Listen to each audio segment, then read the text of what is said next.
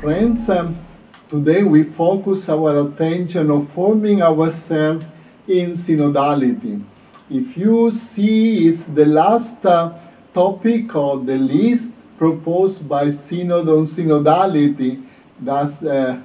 This doesn't mean that is the last point, but it is in the list important to consider, and we go step by step. The first step is why the spirituality or journeying together is important, because when we talk about forming ourselves to synodality, we cannot ignore that we do not have to form ourselves with formal strategy. Yes, there are steps to consider, but the spiritual journey, it's important. In this context, the suggestion is it is a call to become educational principle for the formation of the human person. So when we enter in this spirit of synodality, we need the formation of human person. It is the foundation of a stable family. That, of course, the point about family could be alone a long chapter in the church. We say normally the family is the little church, no? Because it's the first nucleus of the church, and in that context, all the other points will go. And it's a family educated properly. There is a great hope that the church in that specific area will grow properly. And it is the secret for harmonious communities. How many times we discover in groups, in community, in dioceses, in parishes, there are conflict. We cannot avoid all the conflict, but how to harmonize, it is important to go back to the concept of spirituality, to understand what is the reason of being Christian, to be part of the church. It's not a kind of business that I need to increase my business, but it's the business of the Lord. We can say it's our life. So in this concept, the next point that we consider is how do we form people, especially those who hold rules or responsibility in the church and in community, to be more open to journeying together. And this is the great impact. I believe those leaders could be even bishops or parish priests or head of communities. They can say, we are doing our best, but it's quite difficult to make my community to understand this journey. I heard a priest say, yes, but they are so busy in many other things, how we can do this and that. Of course, each place is different, so we have to see. And most of the time, the best thing is to go there, not to wait the people to come to us. So in this context, there are some suggestions. The suggestions are to see God also outside the structure of the church, because this is one of the limitations in many occasions. We think that in the context of the church we are the so-called perfect society and the others are not. Probably it's also part of a certain kind of education where we bring in the church that sense of being the best and the only one. No. This concept of synod, of synodality, make humble, make a kind of revolution of the heart, where we can see things in a different perspective. The other suggestion is to go to the peripheries. In many occasions we go back to this concept. We put quotation in a sense, it's a kind of reminder of Pope Francis that in one word capsulize the spirit, go far away outside our area of the parish institution to go and to understand more the problem and aspiration of others. I think this has been also the journey of conversion of even in other historical elements or religions or people or leaders, but without going very far, we can go to our own experience. When we go outside and to see the problem, aspiration of the others, we can be, if we are honest, we can say, okay, about my problem, I think that my problem is the sender, no, there are others, and together we can move. In this context, another very important point to consider is to be open to people of different cultures and religions as part of the same human family.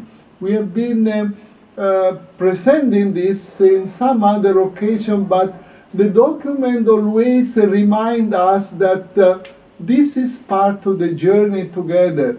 And the concept of human fraternity reminds us some important meeting, like the meeting of Pope Francis in Abu Dhabi with the Grand Imam of the Lazar University. They wrote a document, we are human family. The representative of the church, Catholic Church, and the representative of the Muslim. And that was a very touching moment, especially because in the document talks about the importance of the culture of dialogue. So we go on and we consider this aspect. Why do we have to listen one another, engage in dialogue? Because in reality, this is what it's the advice. But when we want to enter in dialogue, we have a deeper motivation, and we say, why to engage in dialogue? I am comfortable in my area. Why I have to go outside and be disturbed with so many problems? Meanwhile, I'm already busy with my own setup, my group, my association. No. The document reminds us to have to deepen the meaning of dialogue, because it goes beyond the concept of strategy. So when we talk about to be engaged in dialogue, we have to remember dialogue is not a strategy, it's not the so-called diplomatic dialogue, the dialogue of the business people who are very good if they see that you are a prospective client. That is a strategy. Sometimes there is nothing wrong in honest strategy, but this is going longer and deeper. Dialogue, it's a spiritual journey. We try to go to this point because I believe it's the essential part that it's also mentioned the spiritual journey of this Synod of Synodality. It's not only a structure that the Pope or the Church give us, but the spirit of dialogue. In this context, to remove prejudice, build in the past and present, to understand the deeper model of dialogue is God's dialogue based on love. So when we talk about this culture of dialogue, spirituality of dialogue, of course we can go back to many a beautiful experience, a history, model of dialogue, but at the end, the God's dialogue based on love, it's the foundation. And in this context, we try to identify what we normally present like the spiritual journey that we need to do, and we present the 4 pillars of dialogue. When we present these 4 pillars, we can spend a lot of time to deepen, but here in few words we can remember. Of course, the first one is dialogue with God, because in reality, God is the first to dialogue with us. We cannot enter in dialogue with others without be sure that God is in dialogue with us. But of course, when we feel to be in dialogue, it's already God operating in us. So, dialogue with God. If there is this dialogue with God, we have a different dimension of our life, so we can go to understand more. The second step or pillar of dialogue is dialogue with the self, because how we can dialogue with other people without first dialogue with ourselves. Many people, many groups, many society are not successful in dialogue with others because they do not know to dialogue with themselves. They have to start from themselves. We can say, even in a very simple way, a person is peaceful, a person who projects kindness, because there is a harmony inside, normally can be more ready, more successful to be in dialogue with other people. So in this context, we say dialogue with the self is very important. And when we dialogue with ourselves, we discover many things that has to be improved, and we have to, with humility, to enter and to change. The other point that is very important, dialogue with others, of course others, who are these others? Near to us, in the church, in society. Others, it's not only our friend, but also our enemies. And many things can be said. That is part of our ongoing journey. And the other point is dialogue with creation. Today, more than before, people start to understand how this pillar of dialogue is essential. We are destroying this humanity, beautiful creation. Business become more important than nature, and we know all the disaster of ecology for all. With this, next point is when does holistic dialogue become a cultural dialogue? Because when this become, maybe there are some entry point when this dialogue become a style of life, because in reality it's not enough one good occasion and say, okay, I've been good in this occasion to be in dialogue, thanks to God. But it's only one occasion. Must be a style of life, means something normally that you practice to do. In this context, another suggestion is when this cultural dialogues promoted in all level of religion and become a praxis of dialogue. What is a praxis? It is a modus operandi, something that normally happens. If we see a person even in their daily life, we can say, okay, the praxis of this person is to see Facebook many hours a day. It's become a praxis, an habit, a kind of costume, good or bad, but there are praxis good, praxis less good, so but the praxis of dialogue are important. And in this context, we can say, when we start to believe the dialogue starts from God and brings people back to God.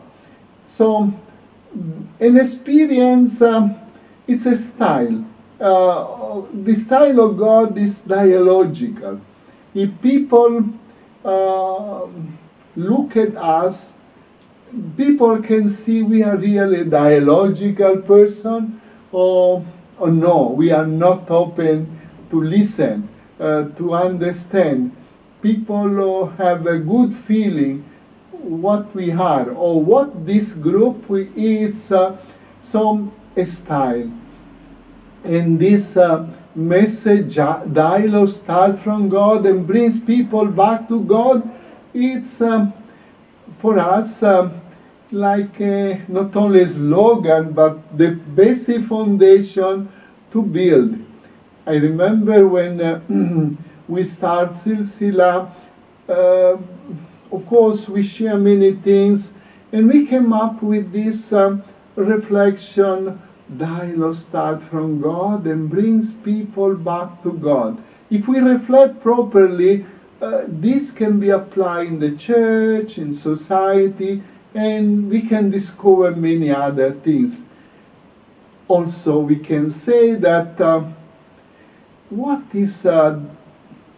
formation do we offer for discernment of this exercise of authority?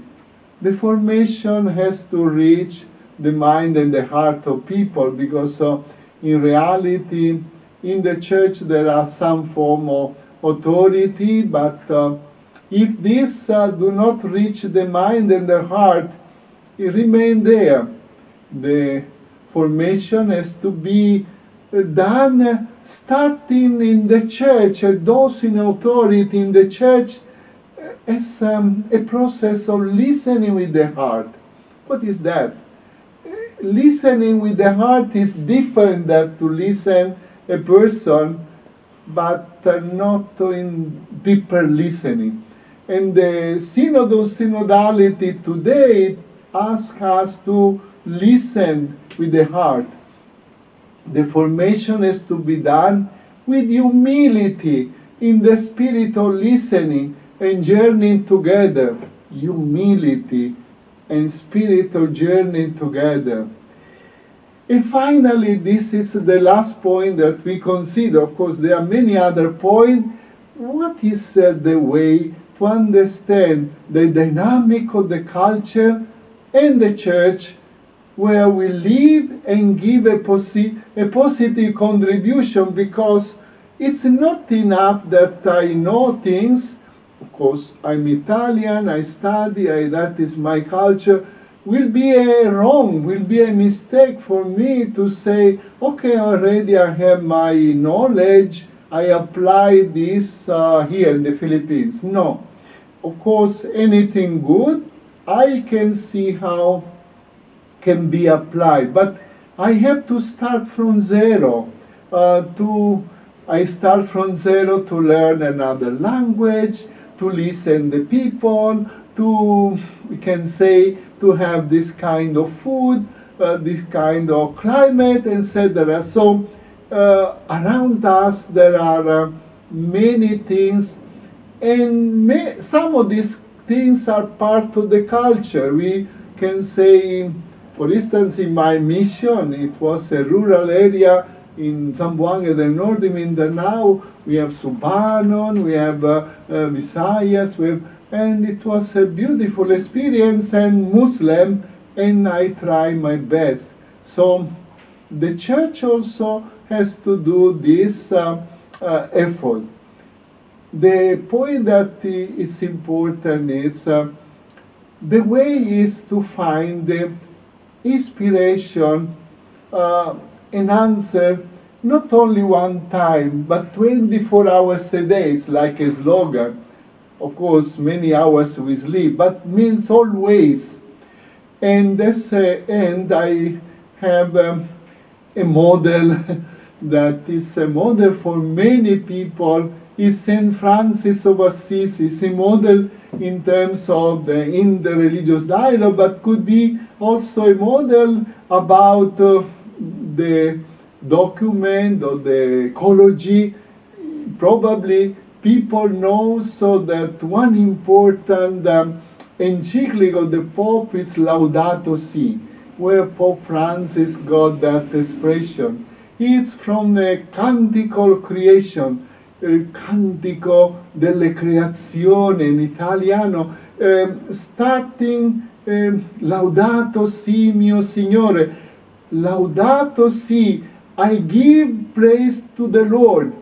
And Pope Francis took this expression because it's a canticle that repeating always Laudato Si in creation, in the wind, in the air, in the everything you see around, you give glory to God. So we cannot destroy what the Lord is given to us. So the document Laudato Si is very important to remind us what is the protection of the environment.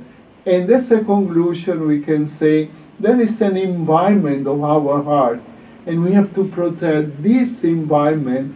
And if we protect this in the context of the church, of people around, many beautiful things will happen in the context of synod or synodality. Friends, I'm here in the office of Zabida with a dear friend, Dr. Grace Rebollos.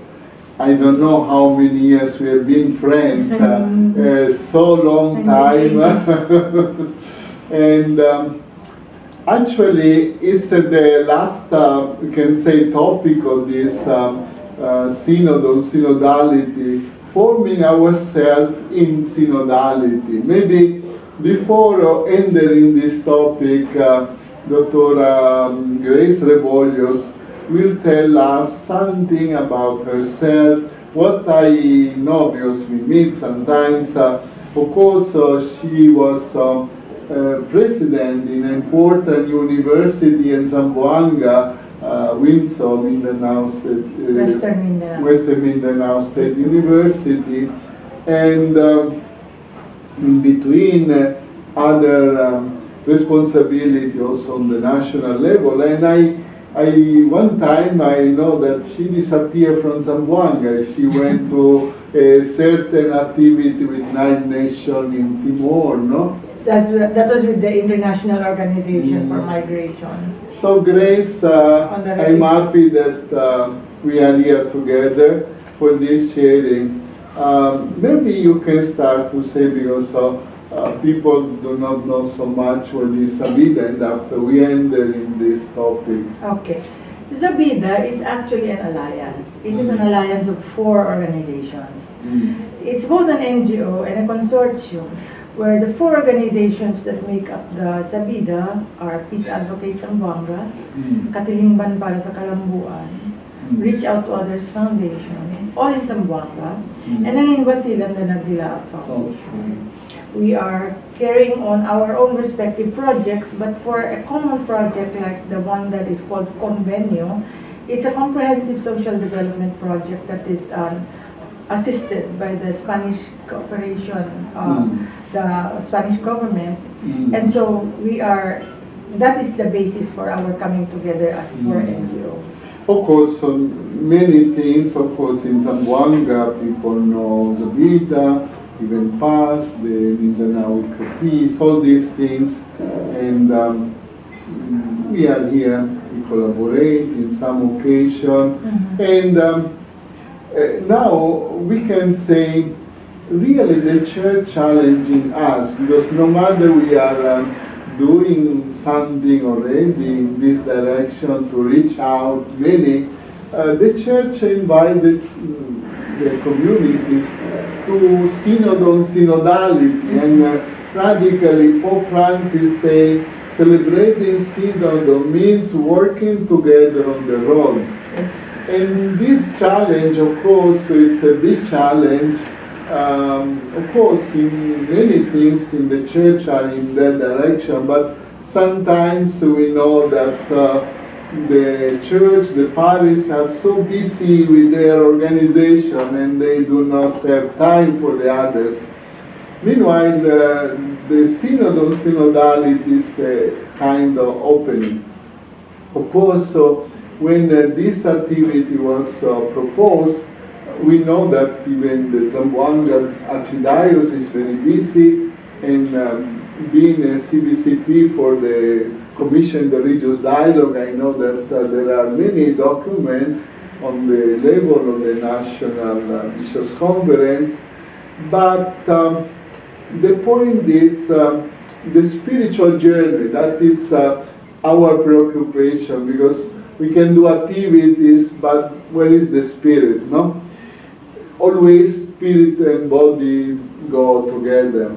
Now, what you can suggest based on your experience? You are a committed Christian, Catholic, and very open.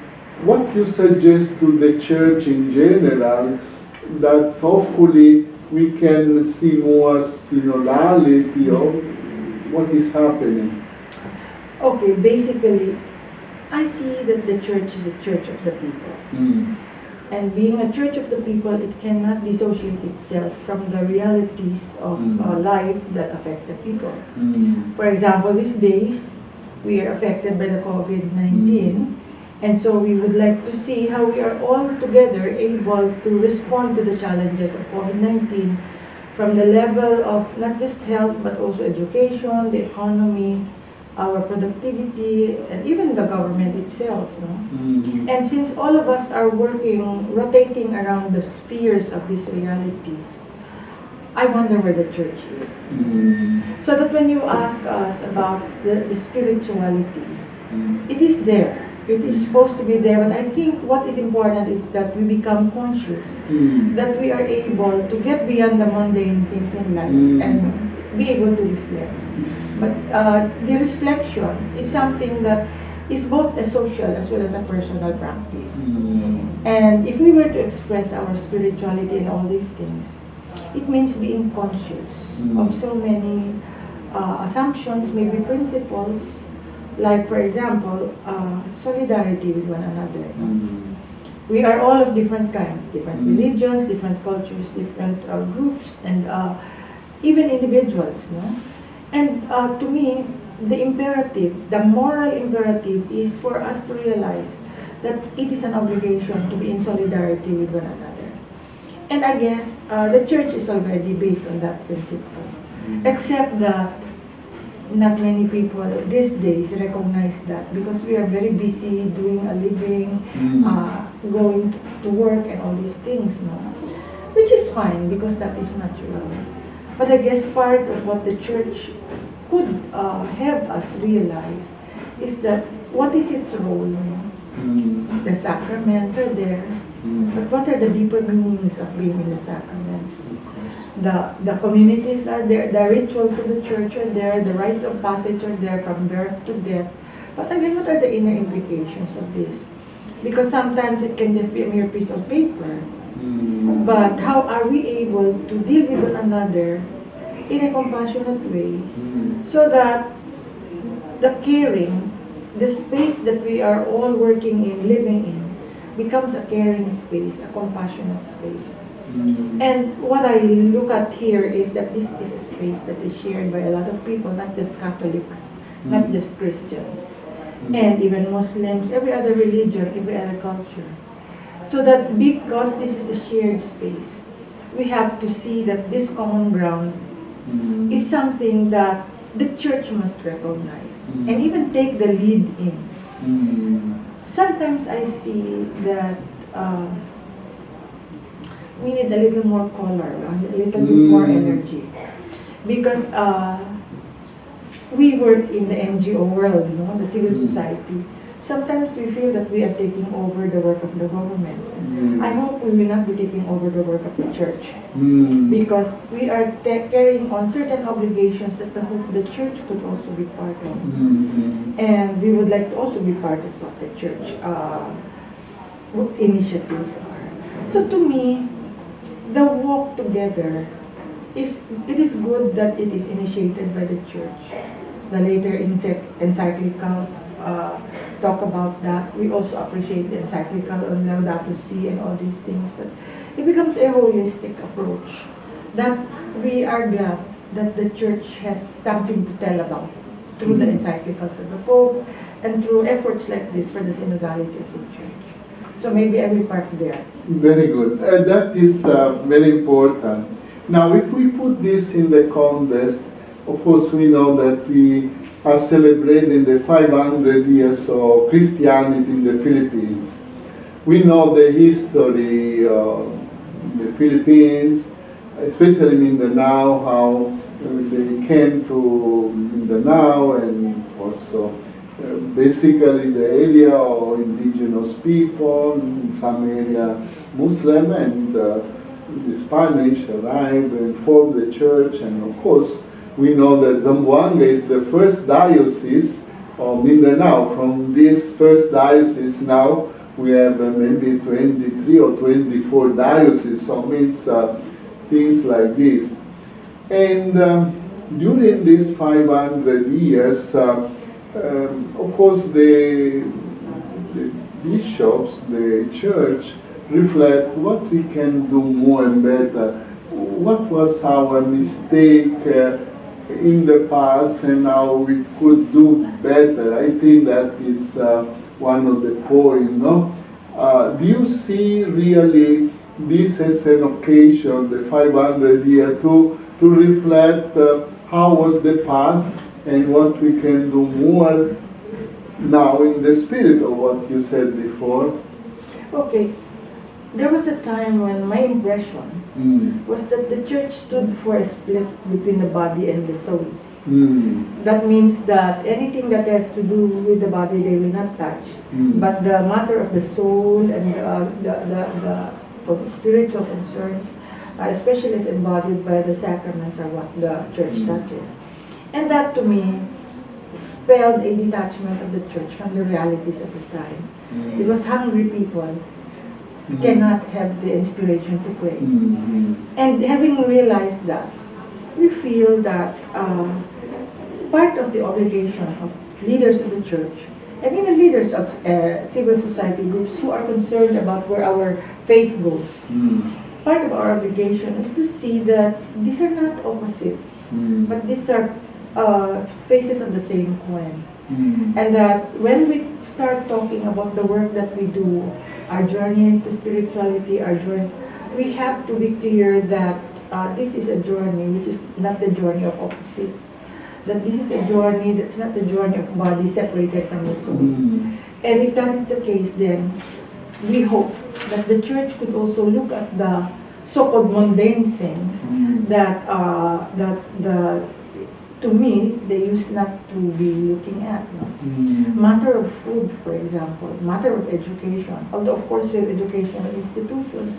But again, sometimes we feel that we're too invaded by many abstract things from the church, that we need to see the reality of service to the church. First and foremost, I ask, for example, what is the role of the parish now? Or what is the role of the parish church? And the parish priest? I'm sorry to say that sometimes the impression is that the parish priests are the kings, the undisputed kings of the parish. In fact, I think this point Pope Francis understood and talked to say, go to the periphery, to think about you are part of the community. Yes, communicate with the Gentiles. Yes, yes. As they are the undisputed kings of the parish, then everybody else works for them, and they're there, clean hands. So to me, I'm not talking about my parish. I'm talking about parish per se. Yes. That I guess the humility and the acceptance of a servanthood kind of leadership is something that we will appreciate and really we'll be glad to work with. Because then we realize that if the parish has this openness and this willingness to come in the name of service, the church is there, then the people will not mistake the church for being way up in heaven. Because we want to see how the church is still made of people with feet of clay, with a capacity for mistakes, but the inspiration and the willingness to get beyond these mistakes, so that we can realize from these mistakes what the path would be that brings us to the kingdom. And so when we talk about many workers in the vineyard and all these things, we're not just talking about the parish workers or the religious workers, but we're also talking about those who are outside the church, but who mean to be meaningful members of the church. For example now, we talk about poverty. And when we talk about poverty, on the other hand, there are people who say, oh, the refrigerators of the churches and the parish streets are filled with many nice food, which we don't see in the slum areas. No? Or when we start talking about what about the how do you call this? The element of the COVID virus. Of course, everybody is victimized by COVID in one way or another, but what has the church taken position in? Because we just flowed and swung together with the rest of society in being afraid, being paranoid, and not even making ourselves available anymore. I would see some friends who are priests who do not even come out in the open because they do not want to be contaminated. No? The paranoia is there. Yes. And as much as possible, I guess everything that we do has its risks. No? And to me, however we intend to embrace these risks, well, we will have to deal with that with the grace of God. But I think the great challenge is this. The church is formed not by priests alone. Yes. We are part of the church, no? Of course, it is normal if we don't see something in this community. I say, as a Christian, I do, no? So more or less it's an examination of conscience. But of course, what you said before, it's, the 500-year Christianity, it was in that way. Now we have to rethink. This is why this Synod on Synodality. One point that you said, really important things. One point that I like to understand and maybe share with the others is, okay, we need to give the food, we can say body and soul, no, I mentioned, and how to harmonize, no, because we know that we cannot serve the people if we are not motivated. What is the point that motivates me to do something good?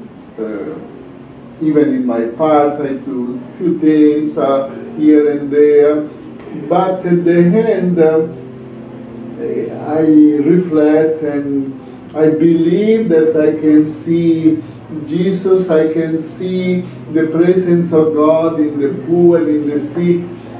If I do not have this kind of feeling and this spiritual preparation, at the end, it's like a battery that discharge, no? So, do you have any suggestion, because you are really committed in that sense, how to help Christian in general to harmonize the body and the spirit, means the spirituality and the service and vice versa, no? Last week I was reading something on faith and works. No, because that continues to be the dispute. Faith without works is useless, and things like that. No, to me I feel that your faith must be objectified in the work you do, because it's a reflection of your feeling about how to make more concrete the principles of your faith. On the other hand, when we start looking for entry points within the church, I agree, Father, that it's not just the clergy, no? But it's also the lay and us, people like us.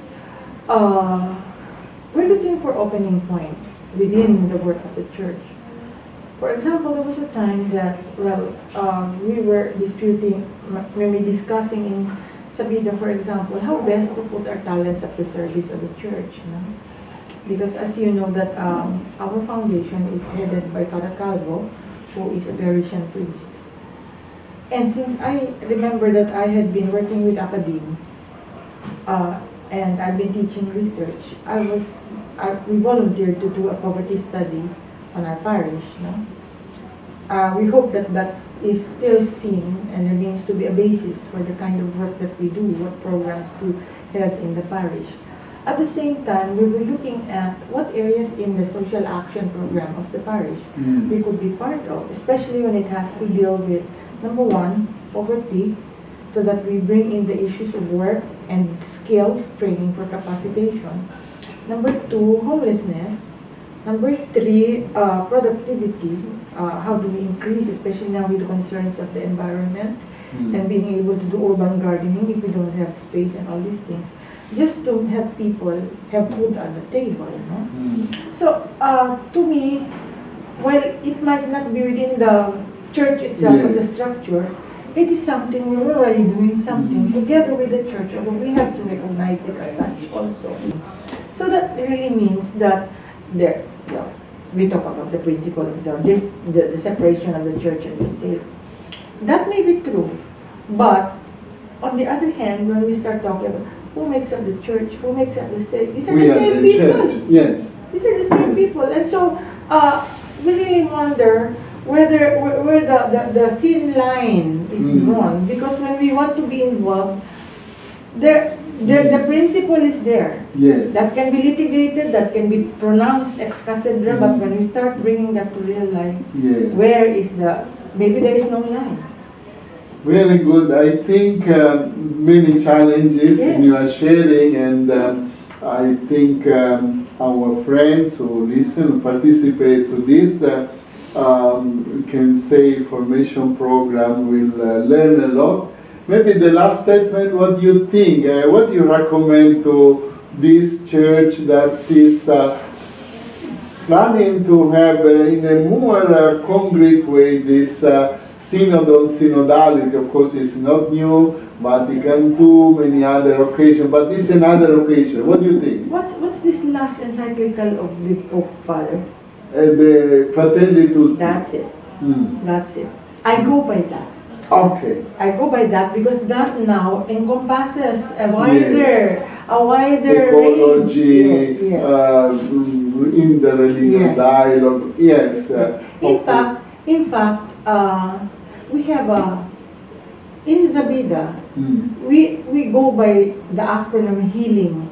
Healing, HELING. The healing. If we look at that, the H can stand for health. It can stand for housing. It can stand for human rights. H. The E can stand for education and be for environment. And of course, accompanying that is the disaster risk reduction and the climate change. And the A can stand for agricultural and aqua-productivity, which adds food on the table. So we're talking about food security.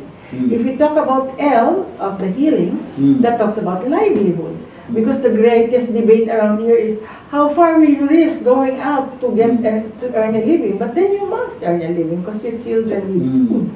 The I in healing, we're looking at interreligious, intercultural solidarity. Because there is where we need to come together. But what is it that brings it all together? Governance. G. Good governance. And we're not just talking about governance in government or in private sector. We're also talking about governance in the church. The church must be more progressive. It must be led by non-conservatives who are willing to stick their neck out.